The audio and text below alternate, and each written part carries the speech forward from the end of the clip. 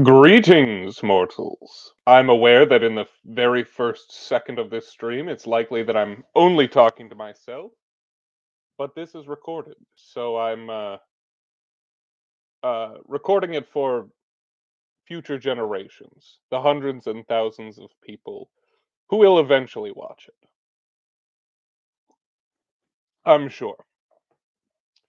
Well, welcome. If you're here, say hello.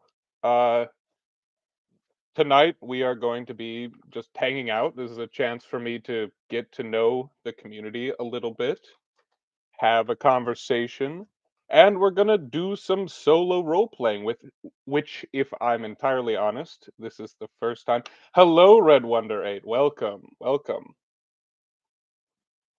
Thank you for joining us. Uh yeah, as we're just getting started, well, I don't know. I don't want to be boring. So feel free to interrupt me, ask questions, say hello. I'm happy to talk to anybody about anything at this point, just getting to know the community. Uh, but tonight I am going to be playing some Cairn, which I talk a lot about in my most recent video. And so I suppose the best way to get started is for me to roll up a character or maybe an introduction.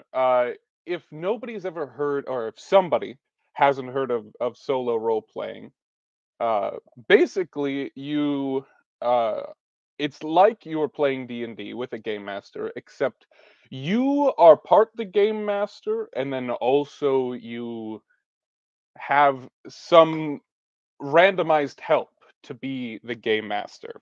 So you use something that's called an oracle, which basically is something that you ask yes or no questions to, that then you roll the dice, and depending on what you roll on the dice, they give you an answer according to the probability of a certain thing happening.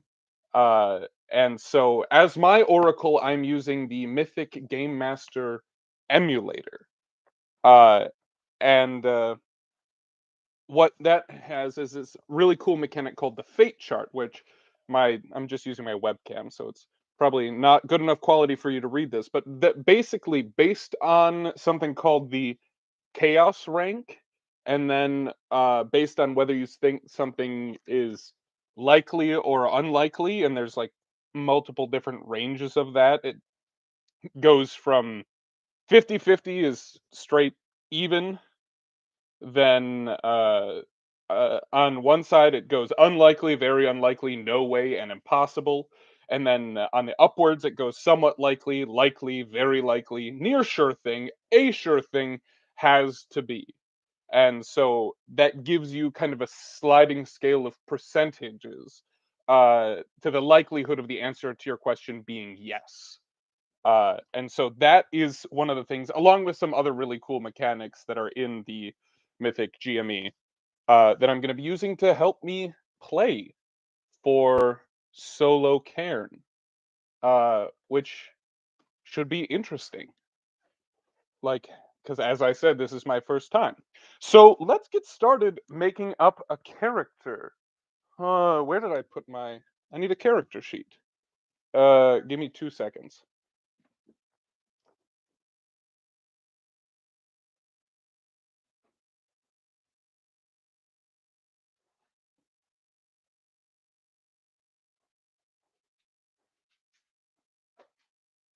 Never fret, I have returned. Ugh. So, uh, the Cairn character sheet, very simple, and the back is just a reminder of the rules of the game. One of the reasons why I like this game so much and made a whole video about it. So, let us get started by rolling up using a single d20. This lighting isn't going to do it justice, but I have these very cool, sharp dice. Uh, let's roll up first a name for our hero. Or actually, let me start by no, we can just start with one. We might add. more to the party as we go on. But for now, I rolled a 4. So that means my character's name, should probably use a pencil, is Borid. Borid. Uh, Rhymes with horrid. So we'll see what Borid's fate could be. Again, if you're just joining us, we're playing some solo Cairn. And but as I'm doing that, feel free to comment, chime in, say hello. This is an opportunity for me to show off how good I am at role playing, obviously, but also for me to get to know you guys. So if you have any questions, uh, if you for some reason want to let this complete stranger on the internet know a little bit about yourself, feel free to do so. I am happy to hear it, or rather, read it.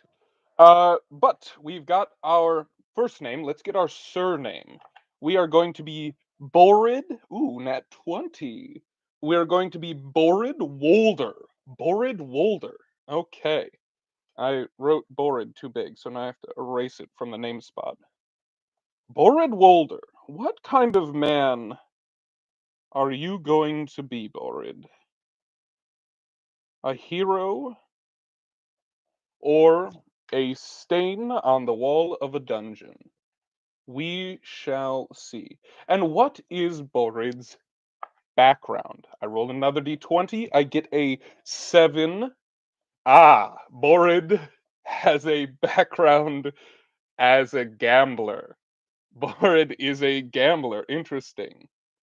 Well, it makes sense because any adventurer delving into tombs and fighting monsters is gambling with their life.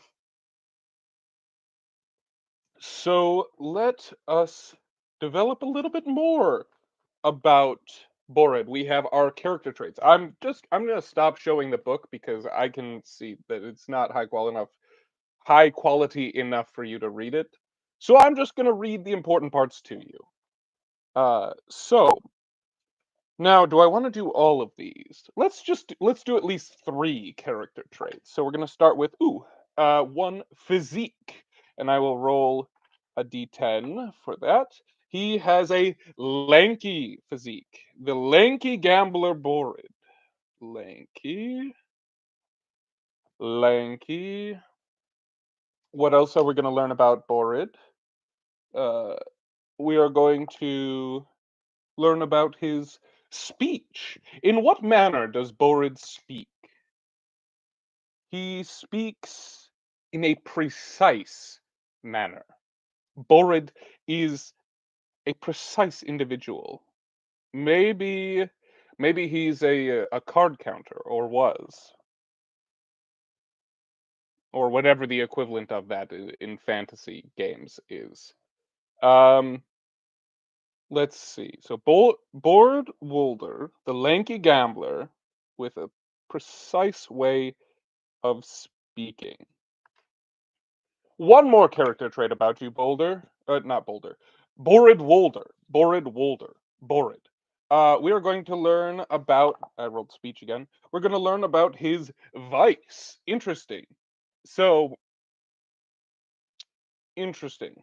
So, I would have thought gambling was his vice, but no. His vice is that he is vengeful. Interesting. Interesting. So he's in control of himself when he's gambling. He enjoys it. Maybe he was even a professional gambler, but it's not an addiction for him. Interesting. Okay. I do kind of want to learn. Maybe we'll come back to this. We can, because there's other options. We can learn about his hair, his face, his clothing, what virtue he has, what his reputation is, what misfortune he's suffered. But we don't have to hammer that all out now. We can maybe come back to that, or maybe it'll develop in the story. Now we need to figure out what Borid's starting gear is going to be. Does he get any armor? A 7. Yes, he gets brigandine.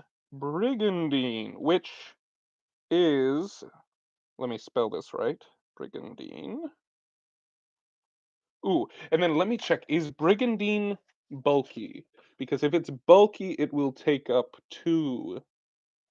It is bulky. It will take up 2 inventory slots. Hello, Mr. Moog. What we are talking about is I am playing, uh, Cairn. I'm going to do a solo game of Cairn. Uh, also, at that time, if you have any questions, I mean, I don't know. Just I felt like just sitting here talking to you guys about how honestly shocked I am and impressed and excited I am to have 100 subscribers already. I feel like that would get us maybe 2 minutes, maybe 10, without getting mind-numbingly boring. So while we are here, talking about that, and me getting to know you guys a little bit, I'm also going to be doing a solo game of Cairn, which is the rules light kind of OSR game. Uh, yes, Red Wonder was one of our first. Thank you for joining us. Yes, yes, Cairn is the video I talked is the game I talked about in my most recent video. Uh, so yeah, and so if you are interested, I mean, this is going to be a little bit different than a typical game of Cairn because it is solo, and so I'll be using an oracle, which is basically a matrix to that I roll dice to give me the answers to yes or no questions based on their probability and things like that, uh, and some random tables in addition to, you know, or rather, instead of having a game master at the table. But I mean, it will still have the mechanics of Cairn, which are honestly not that, I don't want to say not that robust. They're simple, they're light.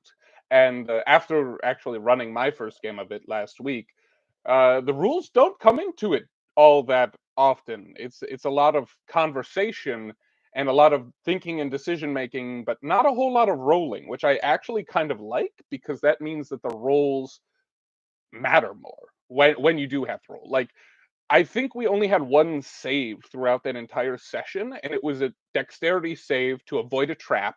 And if that character had failed that dexterity save, they would have died. So that was, I mean, that I might have had like 2 or 3 rolls, but that was like a 4-hour session. And really it was just kind of an introduction to the world. And they did a little dungeon crawling, but that's really, I mean, it was cool because the roles really seem to matter. Um Let me actually, I need to open up, speaking of random tables, a document that I had been working on. Yes, I fully expect to have Mr. Borid Wolder die very soon. Uh, Especially because his vice is being vengeful. So, but before we get into generating the world with this random table I pulled up, let's finish generating the character. We learned that he has brigandine armor, which is kind of a collection of plates that are tied together that are a little bit more flexible than say plate mail, but a little bit more liable to break. But let's see, what do we get, a helmet or shield? 3. No, we don't get a helmet or shield. Let's roll to see if we, well, what weapon we get. That is a 9. So we get a sword, a mace, or an axe. What do I want? Borid is a vengeful man. He's lanky though, but we haven't rolled his strength score yet. Oh, did I skip the part where I rolled his strength? Um, I did. So let's do that first, and then I can decide what kind of weapon I feel is Borid Wolder's, what his vibe is, right? Uh, so let's see. So the way you roll stats is you roll 3d6, just straight, um, 3d6 in order, and then you're allowed to switch two of them. So let's see what we get for strength. We get a 9 for strength, which is slightly below average. For dexterity, we get a 10, which is exactly average. And then for willpower, come on, make him a brainiac. Let's go. Not bad. 15. That's actually quite good. 15 willpower. Now, do I want to change that? Borodwolder, the lanky gambler with precise speech, whose vice is being vengeful. No, I think that makes sense. I think his willpower is high. We kind of talked about how maybe he counts cards, and that's how he was a career gambler. Or Yeah. So I think I'm happy with that. I think 9 strength, 10 dexterity, and 15 will. And as a reminder, how this works is every time I need to make a save, I roll a d20. And yes, it's me, your father, Kevin. Welcome, welcome, welcome. All of you mortals who have decided to join me tonight. But yes, I like that. So slightly below average strength, which goes along with him being lanky, uh, average dexterity, and then solid, solid willpower. That's I'm not upset at a 15. Let's see. What else do we get to start? Um, I kind of skipped a little bit because I wanted to roll on the random tables sooner. Ooh, I roll a d6, single d6 to determine his hit protection, which again, this game is pretty rough. Oh, but I got a 4. That's better than it could have been.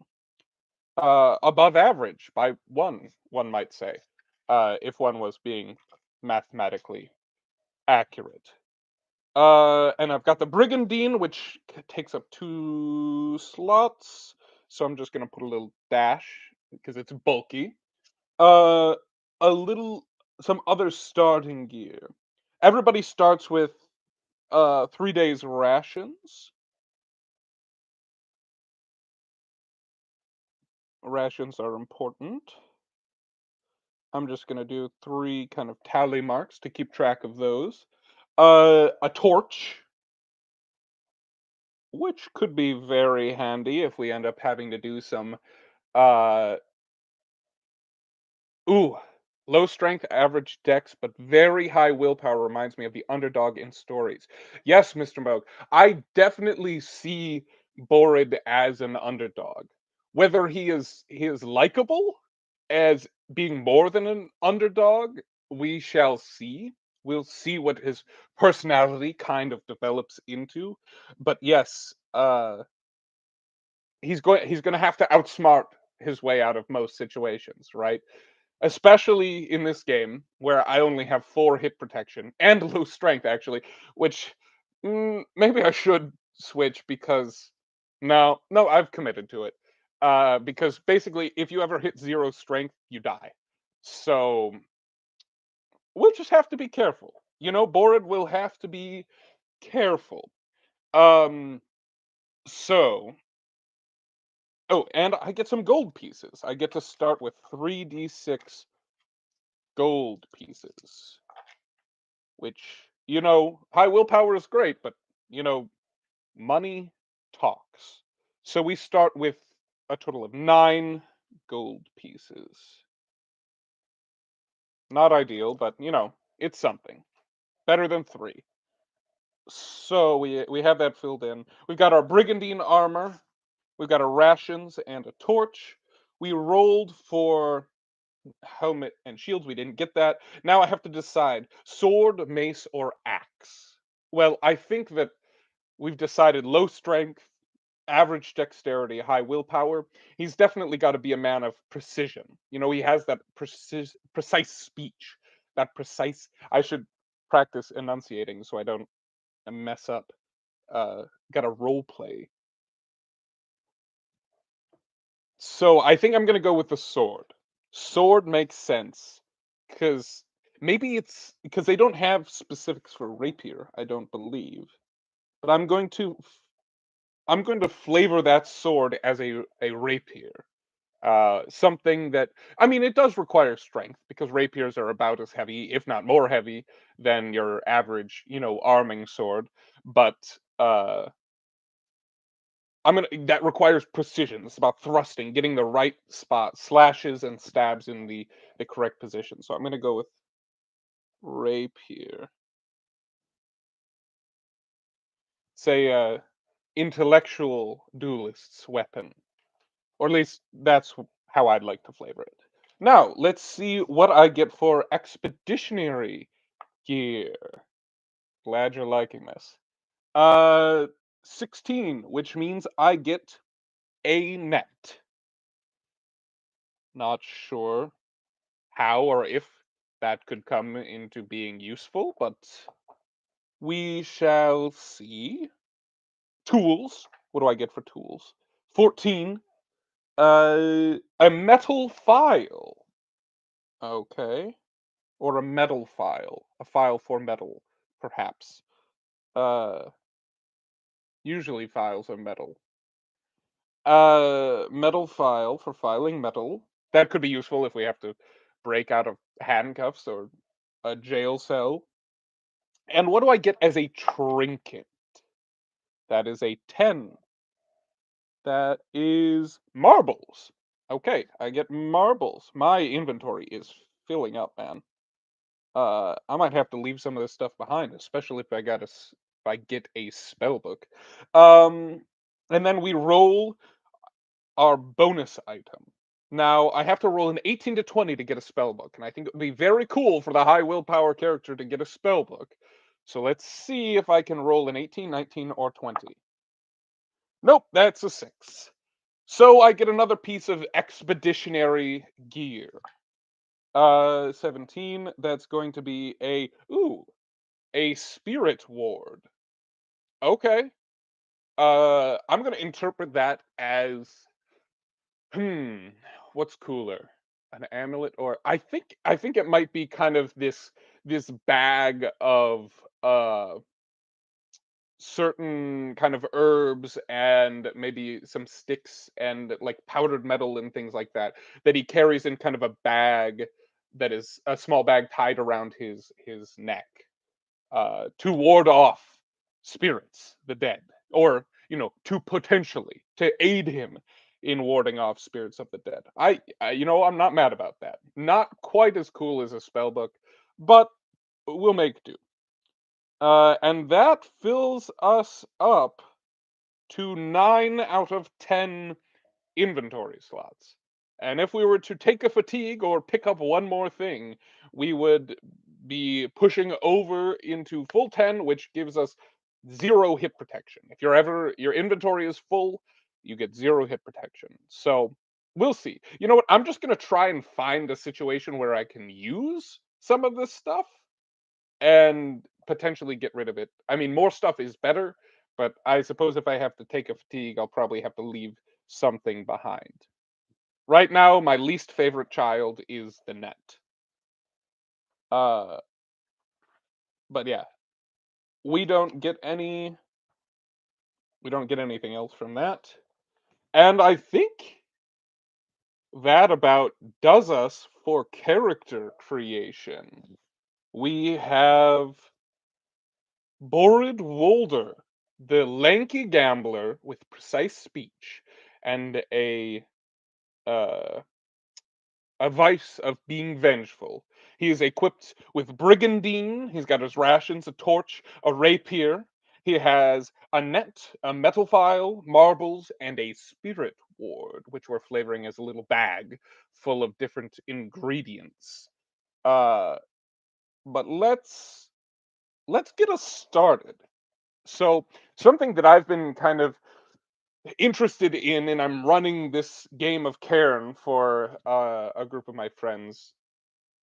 We are doing a bit of a hex crawl, and I was interested in it a while back, and I've come into even being even more interested in that style of play, and this isn't going to be just a hex crawl because I think that that kind of game would be boring to watch. Fun to play, boring to watch. But we are going to use my kind of the world generation tables that I've kind of come up with, which is really I've been bastardizing the Perilous Wilds supplement for Dungeon World. But honestly, if you're into random tables at all, this has some really excellent random tables for I mean like develop place names. The place name generator, regions and places in here is really cool because it has like terrains or places and then adjectives and then nouns, and then they have like six different ways to combine all of those names, and you end up with some really cool names. Like the campaign setting that I'm working on right now is called the Golden Wasteland, and that is developed using these random tables. So and then there was another campaign setting, like a mini campaign setting I developed called the Long Sweep of Shadow.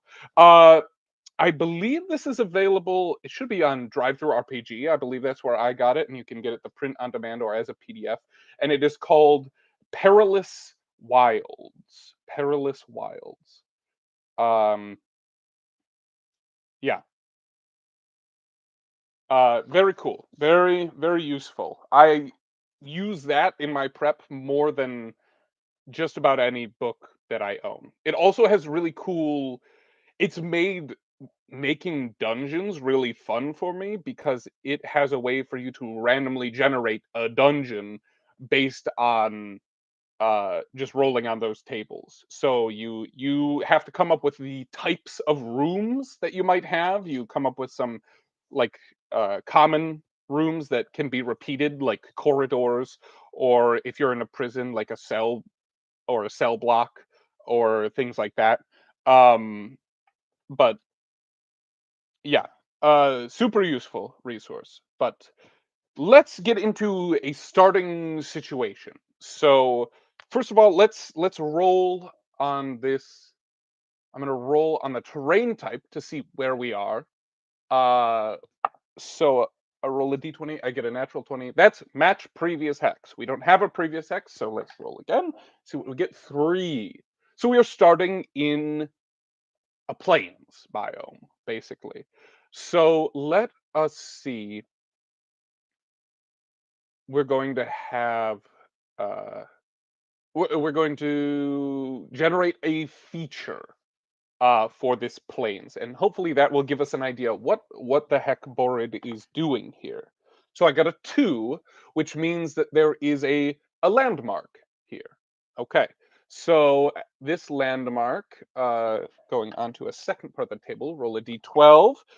What kind of landmark is this? Oh, this is a man-made landmark, which could be a megalith, a tower, a dam, something like that. Now, in the Mythic Game Master emulator, which is what I'm using to be my oracle, they also have this really cool table where they let you generate events, and they have you roll a d100 twice, and you get the event meaning action and the event meaning subject. And so let me just give an example to show you how that works. So I roll a d100 percentile dice and get a 79. So our event meaning action is intolerance, intolerance, the opposite of tolerance, and then 53 for the subject. 53, home. Intolerance of home. Now that, it's just 2 words, right? But we can extrapolate from that why I mean, what does that mean? Oh, and then I can also roll to help me interpret this, the event focus. So let me roll a d100 and get the event focus. So 89 Okay, so the focus is NPC negative. So the focus of this event is negative for an NPC, and the action and subject are intolerance of home.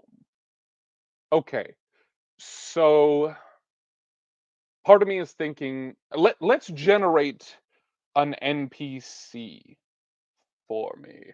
Why don't we? Opening up a new tab, and we are going to go to the Universal NPC emulator. There's an excellent website called danconley.net.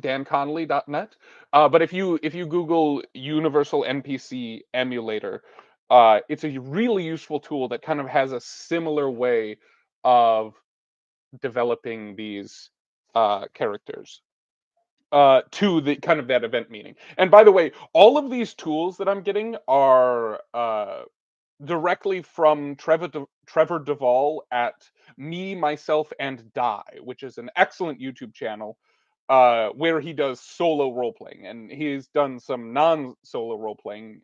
I think he's doing Blade Runner now, but he has these like three really solid kind of interconnected campaigns that he uses different systems for, and he uses like all of these resources for the first campaign. I think the Universal NPC emulator, which he has the book of. I haven't uh got the book yet. I just use the website because the website is great. And then he has uh yeah, he uses Perilous Wilds, and then he also uses the Mythic Game Master emulator. So pulled stolen directly from him because it's great stuff. So I'm going to in my notebook create a little section for NPCs, and then let's see who this NPC who's having a not good day uh is what his deal is.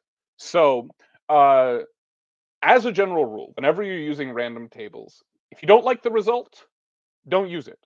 It's not it's you don't have to limit yourself by what you've rolled. You don't have to kind of lock yourself into these this idea that, oh well, this random table is my god now. I guess I have to do everything that it says. Do whatever you want. So you get some weird names because on the Universal NPC emulator, it just throws a bunch of syllables together.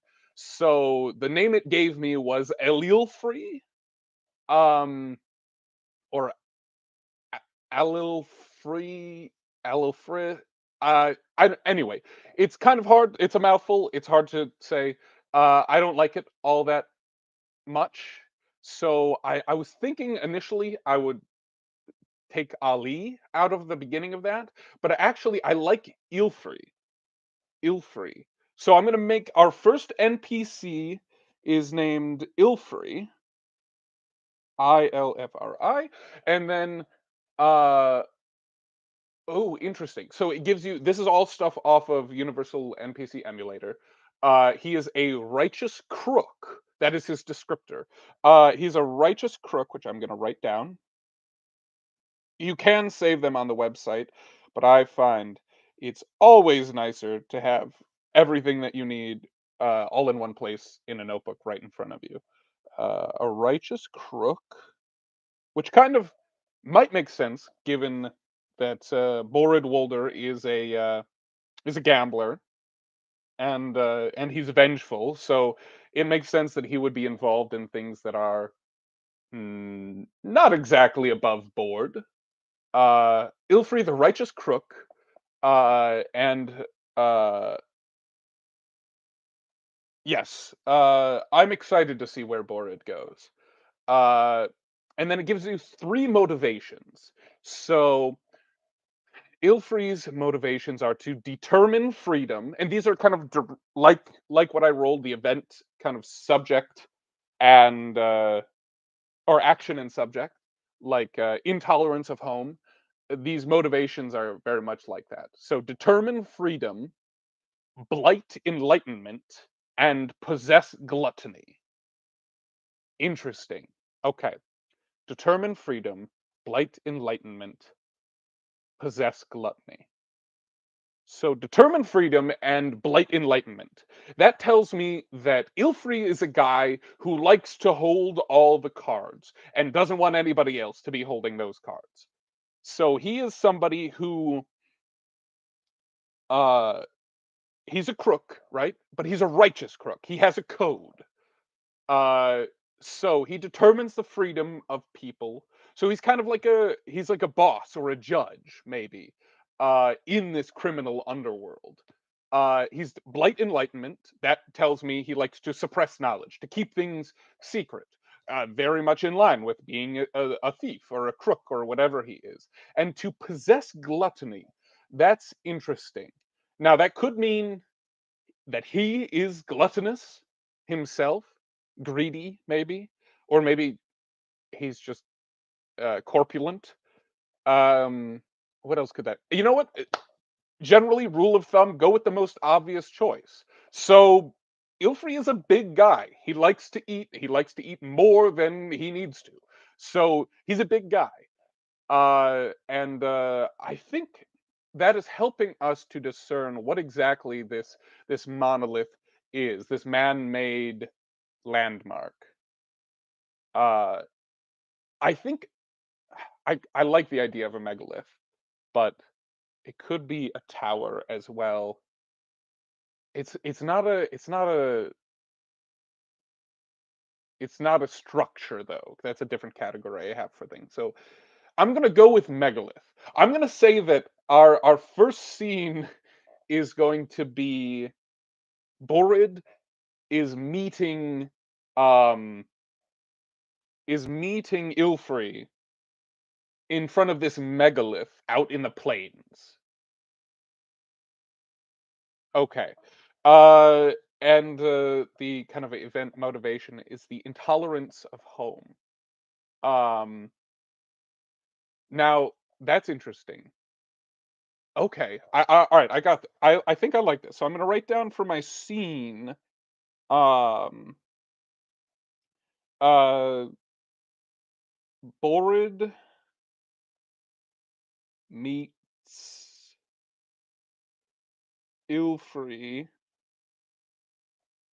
at a megalith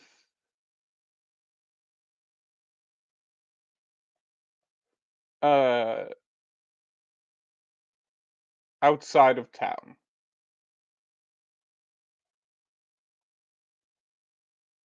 And I'm just kind of throwing in the idea that there's a town here, which will make sense in a minute. Um, a megalith of a man at a megalith. Yes. Uh, I definitely think that that's a apt descriptor uh for Ilfrey. Uh, yeah, I need to put some descriptors. I'm gonna put corpulent because I love that word. Corpulent. And I'm gonna write underworld judge just so I don't forget who this guy is. So there's this scene.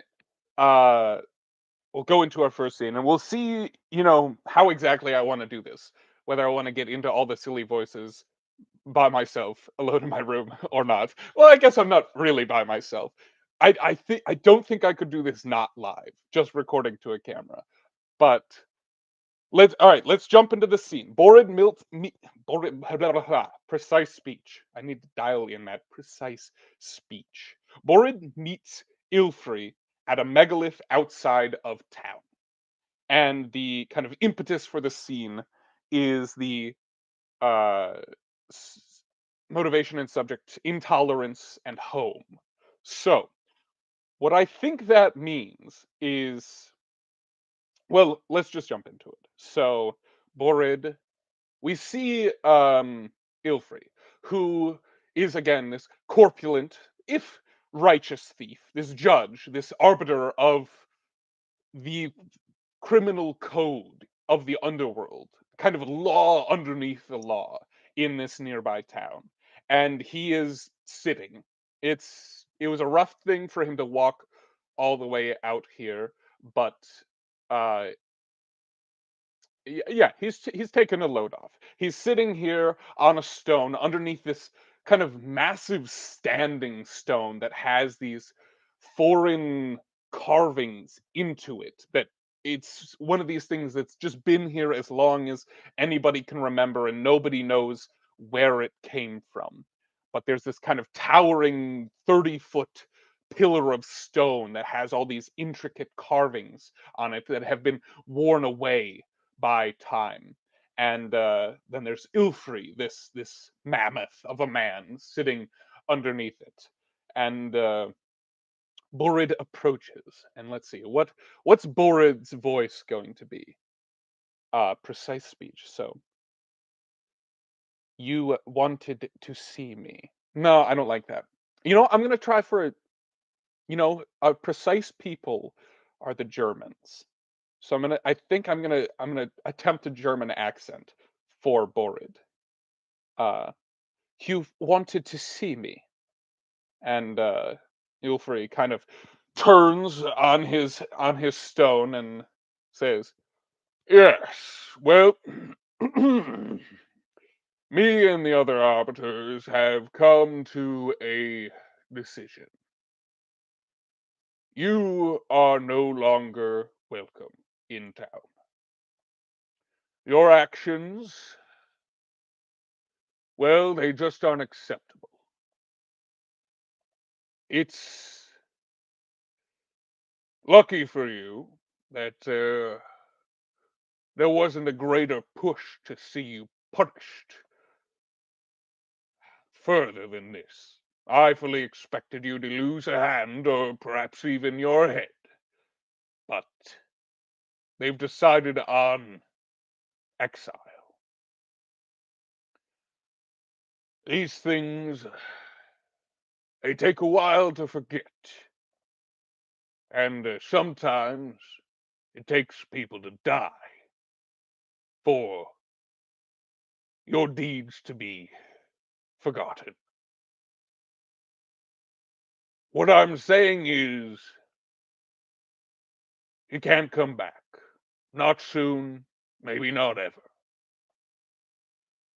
And Borid is now obviously the intolerance of home. I've decided is this nearby town, which is Borid's home. He did something there to really get on the bad side of the underworld, right? The people that Ilfrey is now representing. I'm imagining it's this kind of council or government of these judges, these righteous crooks that kind of enforce the law beneath the law. And I don't know what it is that Borid did, but Borid knows what he did. And so in response to this, I think that high willpower, right? And he's a vengeful man. So I think that we see there's this kind of forehead vein that begins to pop in Borid's face. And he says, I had no idea that you would take so much offense. I thought that the way I handled the situation was apt. Apt? You call that? Well, apt it may have been, but seems you dealt with it so thoroughly that it ruffled a few feathers. And so, well, this is the way these things go. If I were you, I'd be counting myself lucky. I hope you have your things with you, because if you're seen in the streets of town, all bets are off.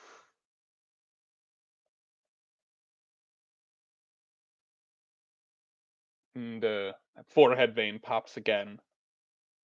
But Borid keeps his cool, says, very well. Would you mind telling me, who was it that brought this forward as an issue that needed to be addressed by the judges? And this is Borid fishing for a name, a face to pin his quest for vengeance upon. But let's see if Ilfrey is willing to reveal that. So I'm gonna use the Oracle for the first time. And we are starting at Chaos rank 5, which is right in the middle. And basically, the higher the Chaos rank, the greater the likelihood of yes. It kind of shifts the percentages heavily towards yes. So the more chaotic a scene is, like after every scene, you decide, was that chaotic or was that generally under control? And if it was chaotic, chaos rank goes up. If it was under control, chaos rank goes down. And so it kind of naturally builds towards this crescendo of everything happening at once. But right now we're dead in the middle, which basically means that if I roll, it's a 50% chance of no, 50% chance of yes. So I'm going to say, if it's a 50-50 chance, if I think that it's equally likely and unlikely that this thing would be a yes or no. So, um, let's see. I think that it is very unlikely that uh Ilfrey was going to reveal the name of this. Just because, Ilfrey didn't get to be this guy, this this judge, by being stupid, by not being able to read people. So I think he might have an inkling of what Borid is planning. But let's see. Very unlikely, which means it is a 25% chance of yes. So if I roll a 1 through 25, it's a yes. That is a 70. So no, that is a no. And it's not an exceptional yes or an exceptional no. So if you're really on the edge of that, like for that one, it would be like a 1 through 5. That would be an extreme yes, which kind of has an extra effect. Or if that one had been a 86 or higher, that would have been an extreme no, which would have had an extra effect. So that's just a straight no. So that means that Ilfrey says,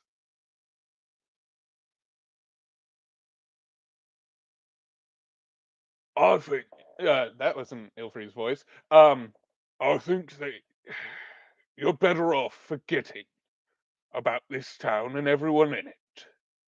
You don't need any more information here. You're not coming back. And Borid just kind of lets a little bit of that rage onto his face, but says, "Very well. I'll see you around, Ilfrey." And begins to walk away, and you hear Ilfrey say, "I better not." And then kind of lift himself up and start muttering to himself as he takes a long way back to town. Why did we have to meet all the way out here? What were they afraid of? He's a reasonable man. And as we go, we kind of see him walking away, and we see that just Borid's face just twitching as he walks away from town. Okay. We have yet to figure out what this is that Borid has done, but I am going to write down a thread, which is another mechanic in the Mythic Game Master emulator. We are going to write down threads. Uh, we are going to write down what it is that what has what am I saying?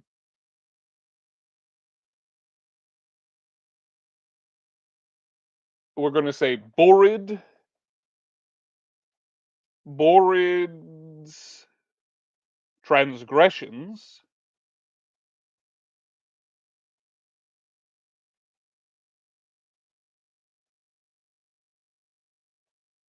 against the underworld of and then we have to come up with a name for this town. The underworld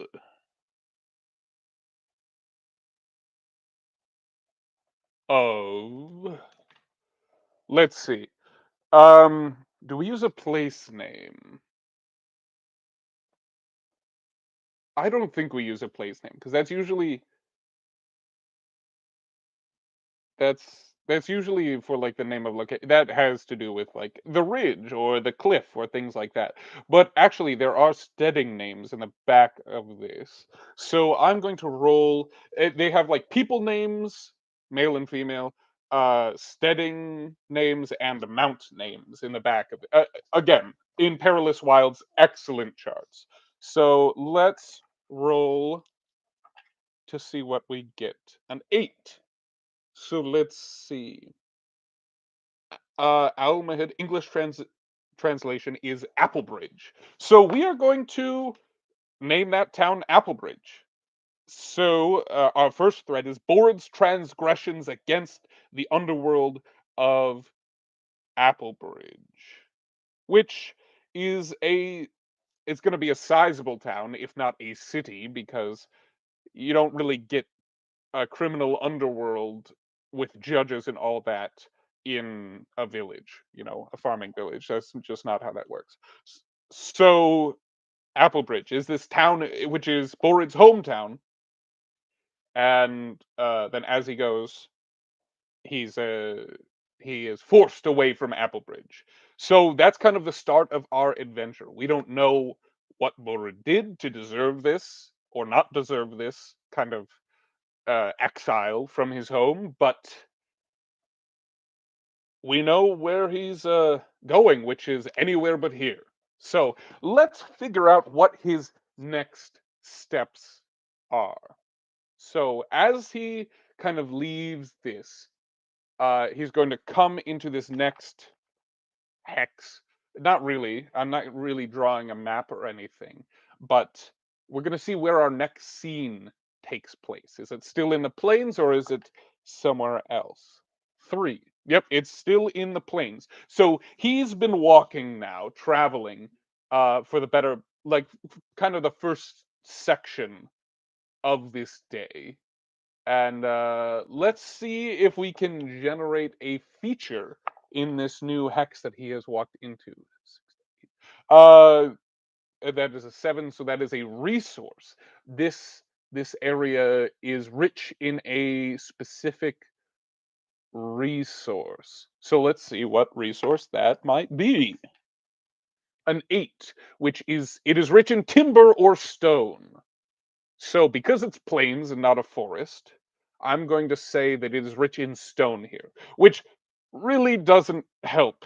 Uh, it doesn't help Borid because he is not he doesn't even have a pickaxe, much less isn't a mining operation. So maybe he just kind of notes this down.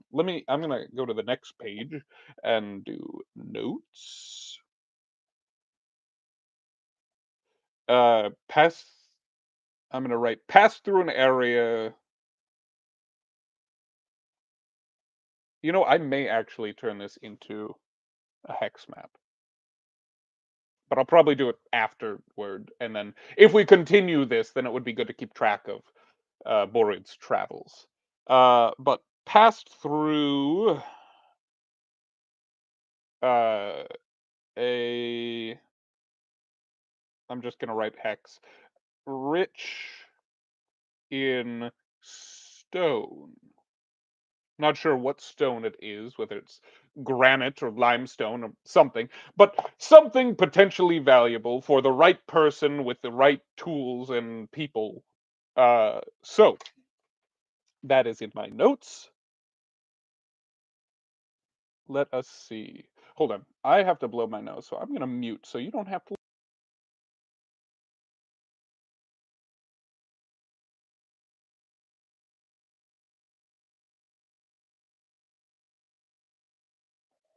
Pardon that. So we have we have been walking. So we are that I'm gonna say that's kind of the morning of the first day of travel away from Apple Bridge. And so Oh, I should roll. Why didn't I? Why? I'm just gonna grab this.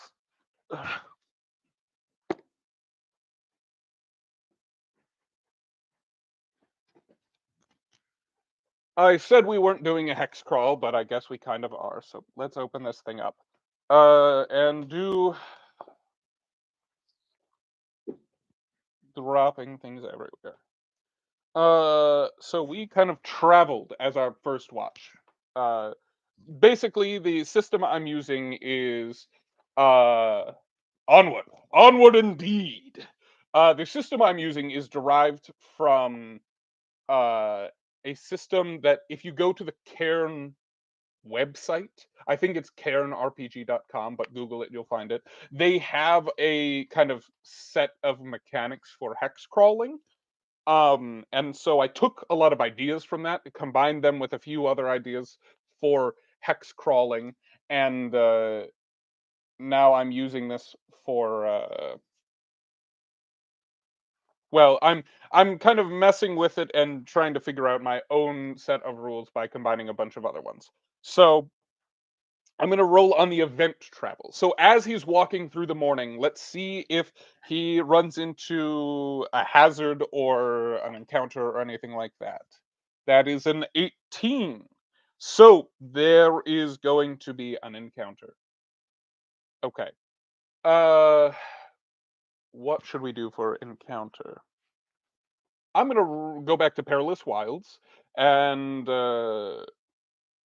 an encounter means a creature in my mind. So let's roll up a creature in the Perilous Wilds book. So the Perilous Wilds is all the tables are kind of built. They're like tables and subtables, all based on a D12. So we're gonna roll to see if this is beast, human, humanoid, or monster, and we get a 7, which means this is a humanoid. So then we roll to see if this is common, uncommon, or hybrid humanoid. That is a 10, which means it is an uncommon humanoid. And a 9. That means that this is an ogre or troll. Yeah, that's not ideal. Um, I don't want Borre to go up against an ogre or troll. I'm gonna call it ogre. Uh, an ogre in this stony area. There's a place where an ogre is kind of traversing, or perhaps makes their home. So let's see how this ogre is feeling when, well, first of all, does who sees who first? Uh does the ogre see Borid first, or does Borid see the ogre first? Or do they see each other simultaneously? I'm gonna say, do they see each other simultaneously? I'm gonna ask. Well, does Borid? Because this is the one I want to be a yes. Does Borid see the ogre first? And because the last scene was pretty normal, um, let me write down in my notes first. This is a new scene, perhaps. Oh, and every time you roll a scene, uh, you roll a d10 against the chaos to see if it is modified. So I'm gonna write down the scene. Borid encounters an ogre.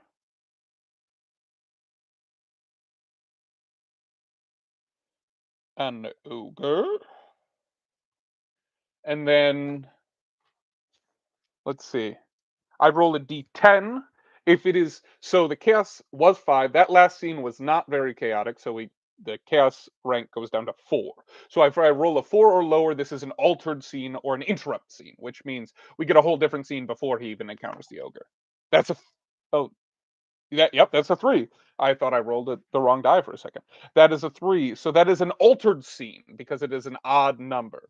So uh we have to, how do we do altered scenes? Altered scenes. I think, let me flip through these rules. Uh Riveting, I know. But I haven't used this thing in a second. Altered scene. If the scene setup is altered, use logic to figure out how. Uh,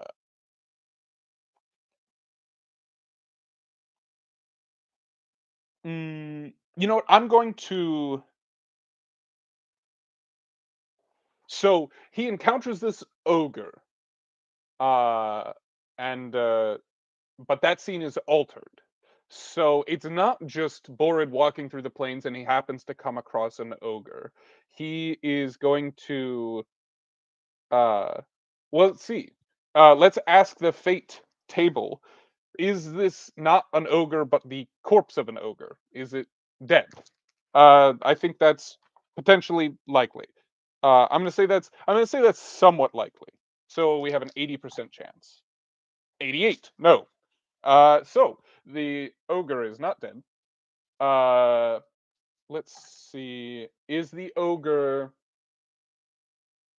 uh already fighting something?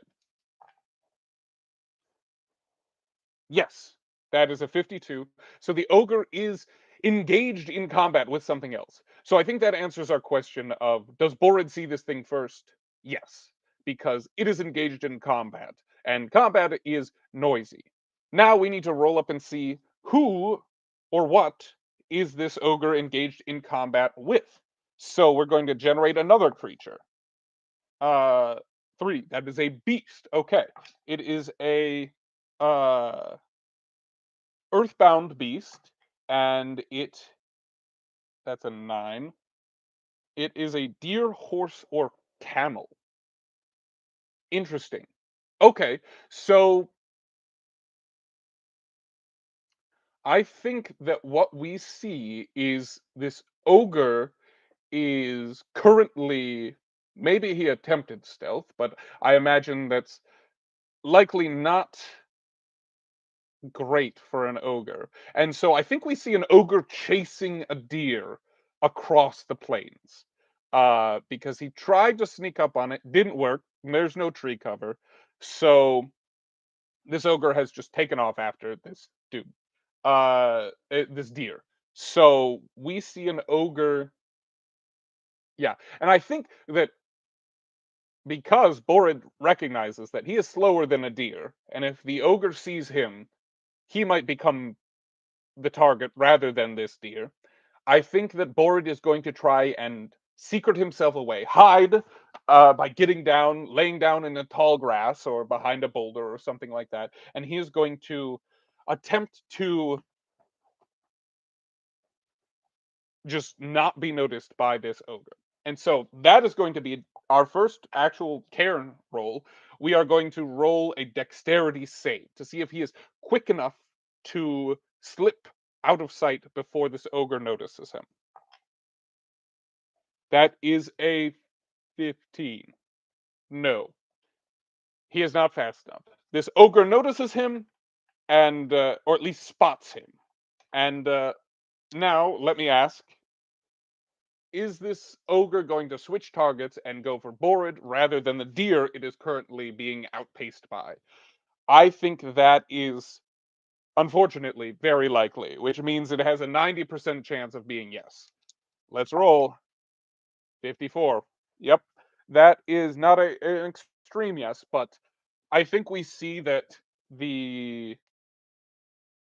the ogre kind of stops and kind of catches his breath as he sees Borid try to duck behind a rock, and Borid sees this and thinks to himself, "Well, that is not ideal." And as this ogre kind of is catching his breath, looks and just starts slowly pacing toward Borid. Now, Borid is lanky, but he has low dexterity, or he has average dexterity. He has about a 50% chance of succeeding on a dexterity check. And this ogre, while tired, has large feet, big strides. So, what is Borid's move here? I think he's going to try and use that precise speech to kind of talk his way out of this scenario. He says, "Guten Tag, uh, fine sir. What might your name be?" And the ogre kind of stops, a little bewildered, kind of scratching his head with this big kind of tree trunk that he's wielding as a club, and says, "Well, my name." Well, what is his name? Let's go to the Universal NPC emulator, and I'm going to set the randomness all the way up to 5 and generate. That is that's not an ogre's name. None of these are ogres. They're too fancy sounding. These are like elf names. Uh, Rixall. Okay, I like that. Uh, okay, so we're gonna add Rixall,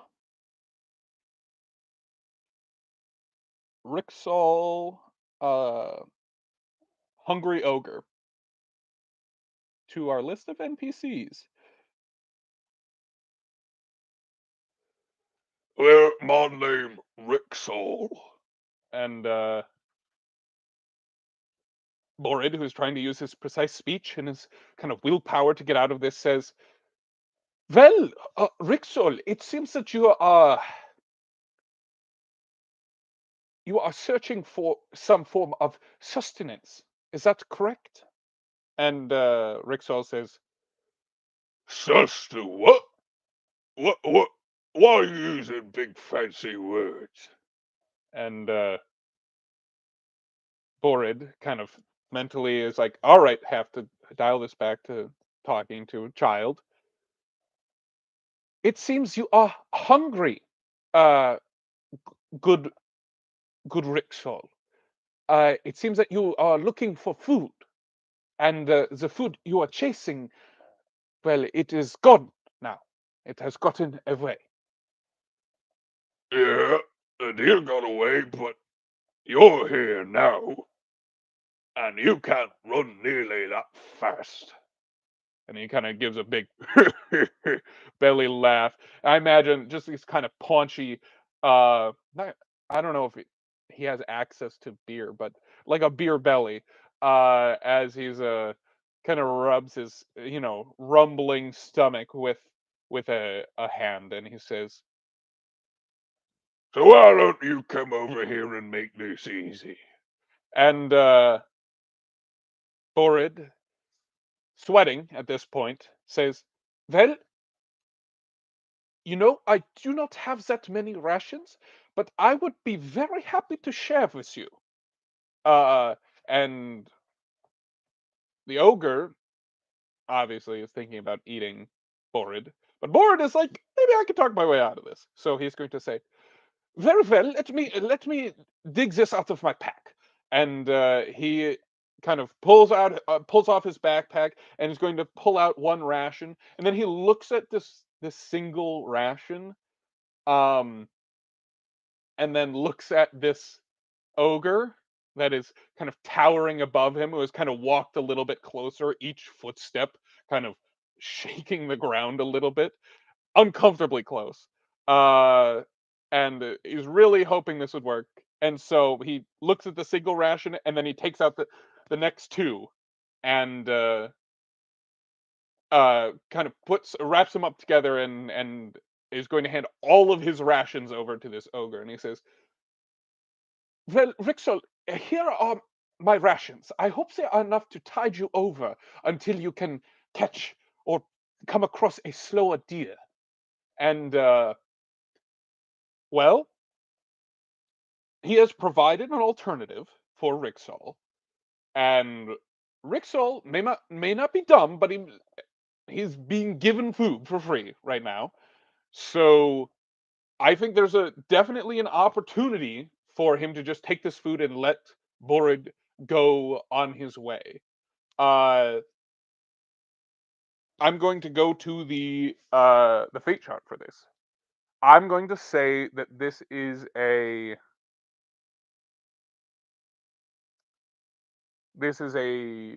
just a somewhat likely, somewhat No, I'm gonna say this is likely. I'm gonna say it's likely that Rixall the Hungry Ogre is going to let Borid go. Uh, with our Chaos rank at 4, that means it is a 50% chance. I was using the wrong end of the chart earlier. 50% chance. That's a 69. Nice. But not nice. Um, that means no. That means Rixol is like, great, free food and free food. So he is going to say, well, thank you. I always hate digging through these little folks' packs with my big fingers. And he kind of takes this massive hand and reaches out and grabs the rations. And as he grabs the rations, he attempts to wrap those big fingers around Borid's hands to kind of trap him there. But Borid sees this gleam. Well, does Borid see this gleam in his eyes? Uh, I'm gonna roll a willpower save for Borid to see if he can see this treachery incoming. He has high willpower, 15, so we have to roll a 15 or lower. 13. Yes. Okay. So as he sees this and he's like, oh no, this is not going the way that I hoped it would. He is now going to roll a dexterity save to act first. So what he is going to do is he is going to try and pull out his sword and and kind of draw his sword and maim this ogre's hands before the ogre has a chance to fight him. And hopefully if he can wound those hands enough, then this ogre will leave him alone or perhaps be less effective in trying to grab and eat him. So I'm going to make a dexterity save to act first. That's a 2. That is a success. It is kind of a mental switch for me, going from 5e and other games to low rolls are good. But yeah, that is a 2. So dexterity of 10, under 10 or under, success. So Borid is able to kind of pull his hands out of the way as we see this ogre's hands kind of powder the rations that he grabbed, or at least crush them a little bit in this massive hand, but doesn't quite get his hands. And then we see um, Borid is able to draw his rapier and he attempts to drive it kind of right in between the knuckles of this guy, of this ogre's hopefully dominant hand. And so we have to make a monster in to decide kind of what the stats of this ogre are to see if he is has any armor or things like that.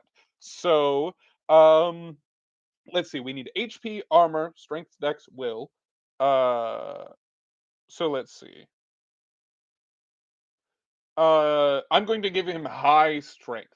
I'm going to give this ogre a 16 strength. Um, let's do HP and armor first. Let's see. Is it good at avoiding a hit? Give HP. No, I don't think he's good at HP, but he is big. So, but that's not hit protection, hit protection, not health points. So I'm gonna give him low HP. Uh, so hardy creatures get 6 HP. Serious threats get 10 plus HP. I think he's kind of halfway between hardy and serious threat. So I'm gonna give him 8 hit protection. Rick Saul has 8 hit protection. He is. I am going to say that trolls are or ogres are good at taking hits. They've got a lot of flab. They're kind of they're big monsters. Um, let's see. It says most humanoids have at least 4 HP. Uh, so let's see. Oh no, I'm looking at armor. Armor. Uh, so like an average armor is like 1 to 3 armor. How much? I'm gonna give him 1. I'm gonna give the ogre 1 armor because even though he's good at soaking up damage, he's not that tough, really. He's not wearing any actual armor. He's just a big bad creature. So 1 armor, so 8 HP, 1 armor. We're going to give him 16 strength. Uh, Not great dex. I'm gonna give him 8, or I'm gonna give him average dexterity. So I'm gonna give him 10 dexterity, and I'm going to give him low willpower. I'm gonna give him hmm. Well, their example is a wood troll, and they give him 7 willpower. So I'm gonna give this guy 6 willpower. He is not very smart. And a wood troll at least has kind of the wisdom of the forest on his side. And then let's see, an engaging descriptor. We kind of get an idea of what Rixel looks like. Does he have a quirk, tactic, or peculiar? I'm an English major. I tell myself that so often. Uh, Peculiarity that makes him unique, or does he have a special effect or critical damage consequence? I'm gonna say he's using a tree as a weapon. So his kind of critical damage is going to be um like crushing blow. So so for his critical damage,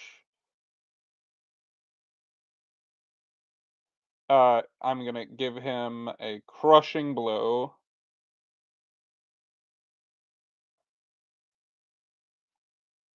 and that's going to yeah. I mean, it's not a huge tree, but it is like a bigger than a sapling for sure. I'm imagining it's like this big around, of like like a young tree trunk that he kind of pulled up as a club slash back scratcher. Crushing blow, and what does crushing blow do? Um, I'm going to say that this is going to uh seriously damage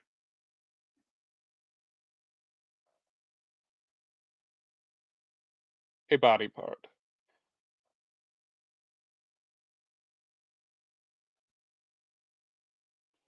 Which I really don't want to happen, so hopefully I roll really well on this. But let's see. What damage die do I roll for a sword? That's gonna be a D8. So I can't kill him in the first one because he has 1 armor. So he's gonna subtract that. So he has 8 HP and 1 armor. So impossible to kill him straight up this first time. But we'll see how we do. A 4.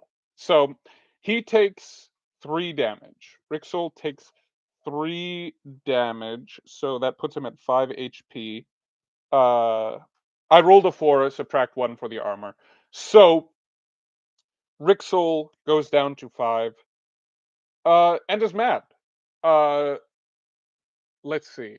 Does this wound, this rapier against his hand, does that hinder him in some way? Does that maybe give Borid an advantage in his next thing that he's trying to do? Um, I'm gonna say that's somewhat likely, and we're still at Chaos Rank 4, so I'm going to roll and hope for a 50% or less. That's an 89, which is not quite an extreme no, but it is a no. So he only manages to kind of dig deep into the forearm. Or actually, no, this is his hit protection is his ability to avoid damage. So kind of scrapes along the outside of his arm. Uh, no serious wound. Not really a wound yet, but you know, this ogre then kind of rears back as he realizes that he's been tricked. He kind of drops the crushed rations and puts both hands on this tree. Um, what is Borid going to do? Is Borid Borid smart? Can he outrun this guy? What's his plan? What's his move? I think he's got to go in and try to finish the job. So I think he is going to he's gonna run up and he's gonna try and run his rapier right up underneath uh Rick Sol's chin and end his life straight up. And maybe he'll get lucky. Not the best opportunity, but running across the open plains away from an ogre, that's not a great. That's a good way to get tired before you die. So we're gonna have uh, Borid make a dex save again to act before this troll as he's winding up with this big tree to slam. That is an 11, one too high. Oh no. So that means oh no. A big tree slams into Borid. I've got to say that's got to be at least a D10. Yeah, that's going to be a D10 damage against Borid. Let's see if he can survive. Oh no. This might be the end for our hero. Uh oh, three, three. So, Borid, who has where's my character sheet? Who has how much armor does Brigandine give? Oh, that's important. Um, Brigandine gives one armor. Okay, so Brigandine has one armor, which I should have written on my character sheet. So that subtracts that three to two. So we have four hit protection. That reduces us down to two. Borod's still in this. He manages to just kind of he kind of because he's not that quick, but he's smart. So he sees kind of the angle this is coming in at, and I'm gonna say Borod just kind of like drops to the ground, completely dodging this swing of the blow, seeing it coming, kind of anticipating this ogre's movements, and he just drops out of the way. But as he drops, he manages to avoid this, and his armor kind of takes it. It's hit protection, right? And he then, instead of going for a neck shot, is going to make that attack against the leg. Um, but he's had to dodge out of the way. He's not going for his ideal target. I think that he is not in an ideal spot, right? He is fighting from a position of weakness. So the attack is impaired according to Cairn. And so instead of rolling my beautiful D8, I am forced to roll a D4 for damage for Borid. So let's see. Two. Not great. Not great. But it does surpass Rixol's one armor and take him down one more notch. And so he goes from 5 HP to 4. Still in the fight. Uh Borid, let's see. Yeah, he misses with the first swing. Takes a bit out of Borid to get out of the way of that. Um but Borod's mad at this point. Borid, his vice is that he is vengeful. So even though it might be wise to try and cut his losses and get the heck out of here, he's at this point has decided, no, this is it. It's either me or Rixol. It's me or this ogre right now. So he is going to pop back up to his feet and just try to poke a hole in something vital in Rixol. So he again lunges with his rapier and is going to try and act first before this tree can come slam down on him yet again. And rolls a 16. Oh no. Oh no. Well, part two, probably gonna die. So we roll a d10 damage for this giant tree and roll a one! A one! And that is completely reduced by the armor. Oh my goodness! Oh, he's alive! He's alive and he didn't even take any hit protection damage. Excellent. So, all right. So again, just this cold face of rage on Borid as the first one came in at a diagonal. Now Rixel brings up this tree and slams it straight down, and he just kind of steps to the side and does this fencer's move where he just twists his body out of the way, throws his leg out behind him, and jabs with his rapier. And I'm going to say because his armor took all of that, It just kind of glances off the brigandine as it goes past him. I'm not going to say he's in a bad position. So I get to roll my whole d8. Now, a 5 or higher would end this immediately. Let's see what we get. 4. Close. Very close. Rixel drops to 1 HP. 1 HP. Okay, he is. And let's see. What are the rules for monsters in Cairn? I want to see if when he drops to 0, he's dead. Um, attacking and damage. Um, monsters. Monsters.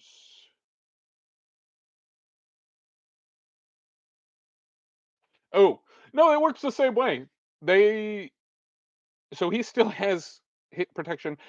So if we were to drop him below his hit protection, then he would have to make a save, a strength save, which he's really good at, or take critical damage. Uh, let's see. So they're kind of locked in this. I'm gonna see. Does this stupid ogre decide it's time to cut his losses and leave this human alone because he's too much trouble, or does he get mad and continue the fight? I'm gonna leave that up to the fate chart in my GM emulator, and I'm gonna say this is 50-50. So does he cut his losses and run? This is a 35% is a yes. 51. Nope. He's staying. He's fighting. And I've already said so is Borid, so here we go again. Borid, roll roll your deck save. Make your deck save. Please roll a 10 or below. We've failed like 3 of them. The odds have to be in our favor at this point. Please.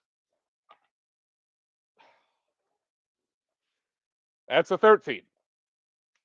So yet again, Rixol the ogre slams his club toward Borid.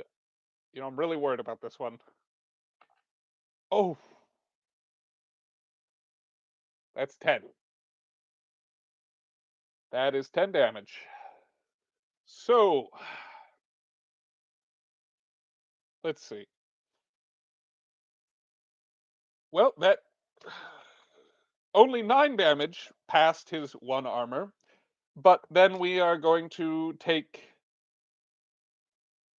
So we're at 0 HP because we had 2 left. So it's reduced to 9 by the armor, reduced to 2 by the HP, reduced by 2. So that's still 7 strength damage. So that drops Borid to 2 strength. Now, that's bad, but it's not all the way over just yet. What we really have to do is make a strength. Oh gosh, maybe it really is over. We have to make a strength saving throw to resist taking critical damage. Because if we resist the critical damage, then we can still fight, just badly damaged. But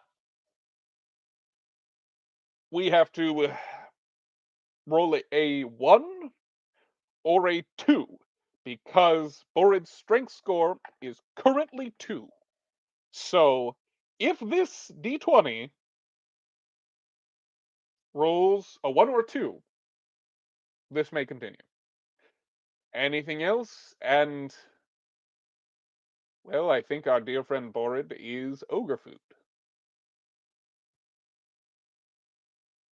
Here goes nothing. Uh, I threw my die on the floor. That doesn't count. Roll in the dice tray. Here goes something. That is a 16. Borid suffers critical damage and cannot do anything but crawl weakly, grasping for life. If given aid and rest, they will stabilize. If left untreated, they die within the hour. Now, whatever Rixol, the ogre, is going to do to Borid is whatever the opposite of giving aid and rest is. And so, as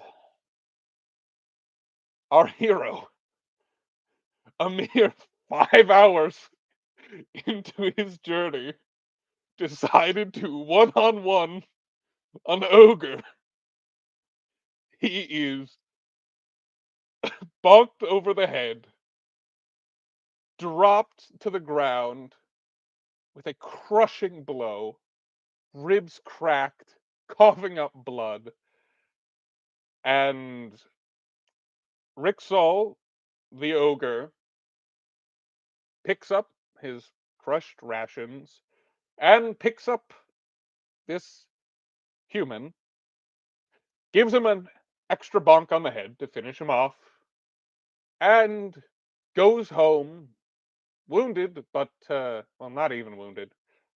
He still has 1 HP. And takes dinner home. And that is,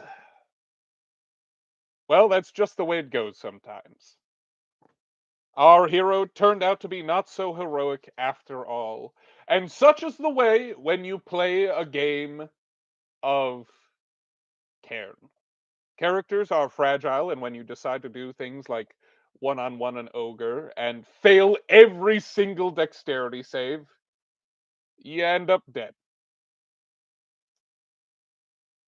That is a bit of an anticlimactic end to our first adventure.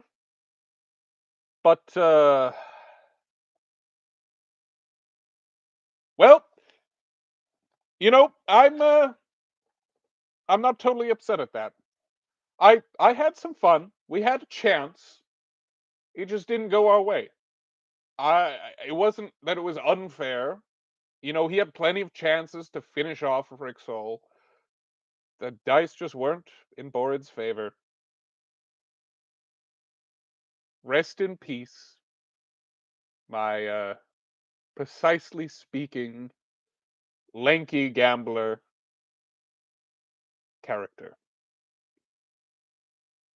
Well, I think that is going to conclude tonight's solo roleplay of Cairn.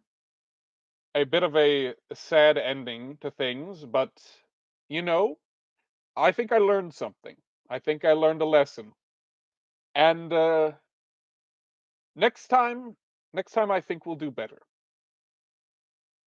I think, I don't hate kind of what we've set up with Applebridge and Ilfie, this corpulent judge of the underworld. Uh, so we may return to this kind of universe, but sadly we will not be returning with Borid because it wouldn't be very fun role playing from the belly of an ogre.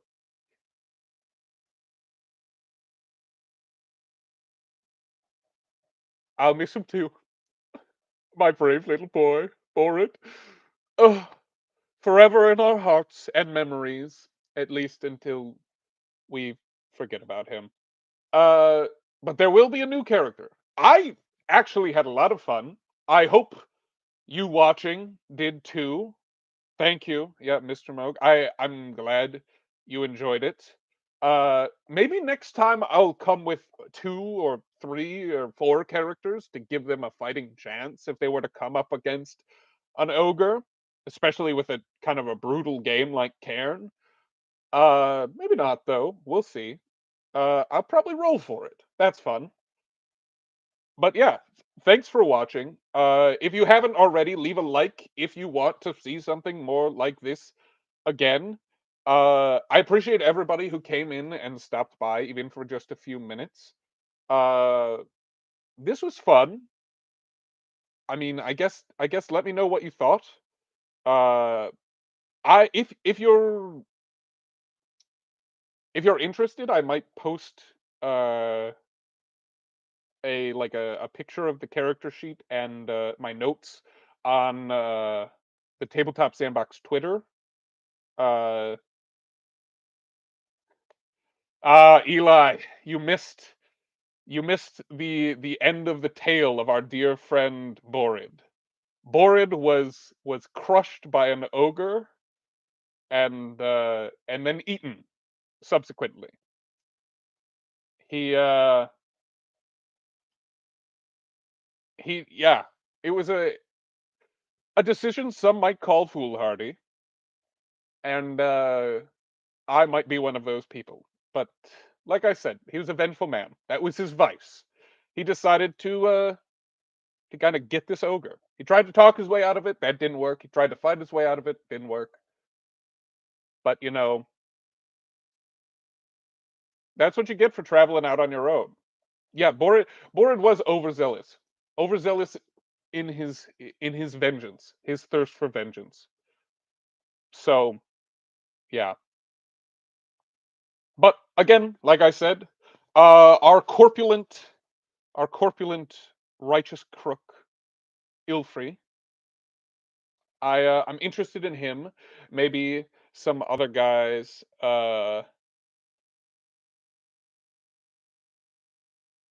Maybe in Applebridge. Applebridge is a cool idea for me. Maybe in that criminal underworld. So maybe we can develop that a little bit more next time we stream. But yeah, uh, cool. I will. If you'd like to see them, I'm going to post pictures of my notes and Borid's character sheet in the on the Tabletop Sandbox Twitter, which is at Tabletop Sandbox. I also post kind of updates about videos or other projects that we're working on. Uh, it's not too often. I won't flood your feed. Um, but yes, the purpose of this again was to thank you all for being here and for showing interest in the content we make. Uh, or actually, I might post the details into into like a document and just kind of share that on the Twitter. Um, but yes, thank you for showing interest. Thank you for 100 subscribers in a little over a month, and thank you for even more than that. We're almost to what are we at now? 145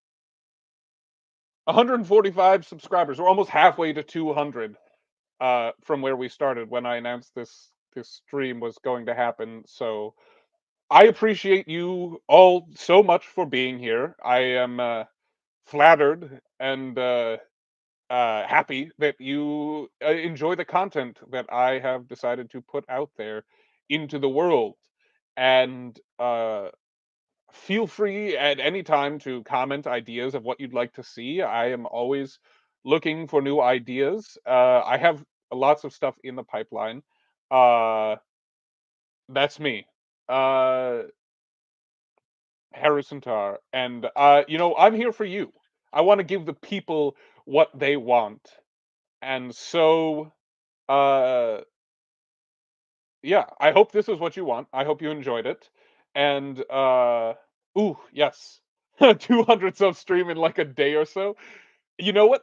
I will when we hit 200 subs, I will announce the next stream because I want to do something like this again. Maybe we'll make it kind of a Friday night thing. Uh, that might work schedule wise. Um, but yeah, definitely, I had a lot of fun. Maybe we do this again next week, or sooner. Who knows? But I, uh, I guess good night. Keep an eye out for a new video tomorrow morning, 9 a.m. Eastern time. And the final thing I have to say before I let you go is, as always, good night, mortals.